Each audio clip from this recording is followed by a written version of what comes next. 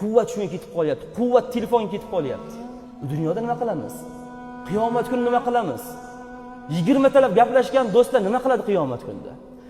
Oshxonaga kel, choyxonaga kel, odam emas ekansan, mo'min emas ekansan deb turib, dardi, g'ami choyxonadan iborat bo'lgan qovoq miya nima qiladi qiyomat kunida?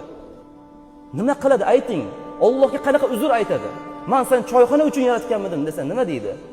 Men sen faqat gap sotib uchun o'tirish uchun yaratganmidim desa nima deydi? Shu vaqtingni o'tkazaverasanmi shunaqa qilib desa, Alloh taolo nima deydi u banda? Nima deymiz o'sha kunida? Kuzating tashqariga chiqib. 5ta 6ta 6ta yaqinda bo'lib turib kira olmaydi jamoatga. Alloh nima qildi u bandalarni shu qadar uzoqlashtirib qo'ydi? Oshxonada o'tirib ozgina masofa yaqinlasha olmaydi. Nimaga unaqa? 5 daqiqa vaqt ketadi, lekin og'aynisi bilan 50 daqiqa gaplashib o'tiribdi. Nimaga? Alloh xohlamayaptimi degan savolni bermaydimi o'ziga bir?